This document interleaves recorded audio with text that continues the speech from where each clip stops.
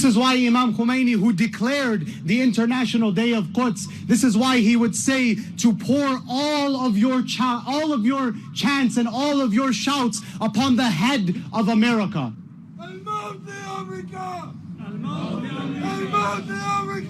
It's not Genocide Joe that has to go. It's the entire system that has to go. Such a system does not deserve to exist on God's earth. And so when these fools ask us if Israel has the right to exist, the chant "Death to Israel" has become the most logical chant shouted across the world today.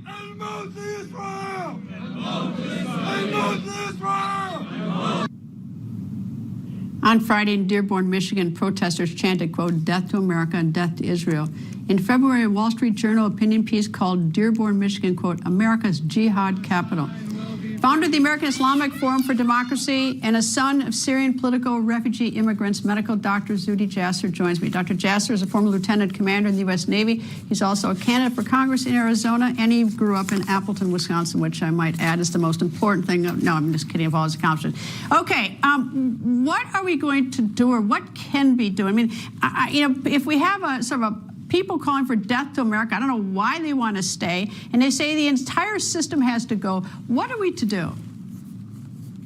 Well, ultimately, Greta, what we're seeing before our eyes is the radicalization of the Democratic Party. We saw it during the pandemic with the BLM riots. You saw this exact horror that this human being was saying that so many people were supporting. Ultimately, we in the Muslim community should be articulating Hamas needs to surrender. There's nothing more pro-Muslim than Hamas to surrender and to hand over the hostages, or pro-Palestinian. And yet there's no calls for that. The Democratic Party now is being run by the Bernie Sanders wing, the radical wing that's anti-Israel, anti-Semitic. And we've seen this continue to worsen and worsen, where whoever's running the show on 1600 Pennsylvania Avenue is basically letting the president be silent. All the president would need to do, and the Democratic leadership would need to do, is stand up and say, we not only support Israel, it is the right thing to do. This is a just war. And if you all believe in supporting the Palestinians, then have Hamas surrender, turn over their weapons, lay themselves in front of the justice of the Israeli courts, and also turn over the hostages that include Americans. And yet we have to sit and listen to this sedition, this treason in a time of war.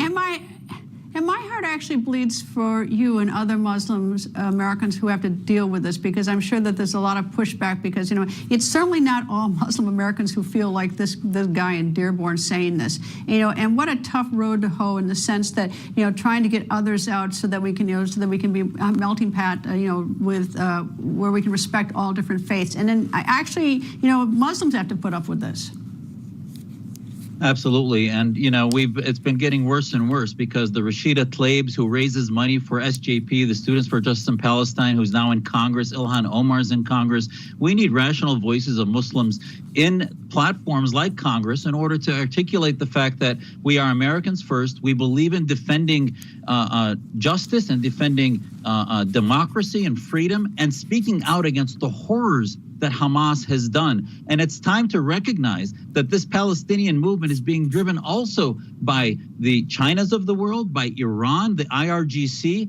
Back during Obama, the IRGC was at loggerheads with ISIS and Hamas. Now they're working together. They've come together against the West because of the vacuum of leadership that the Biden administration and the Democratic Party have done. And it's time for adults to be in the room, and there really isn't. They're really being run by the Hamas caucus. Well, if they want to leave, I think we should start putting them on planes, let them go. Wherever they want to go, we'll take them. Because, if they hate it and they don't want to be here, and I don't think we should make them suffer anymore. Dr. Zuhdi Jasser, always nice to see you, sir. Thank you. Thanks, Greta. It's great to be with you.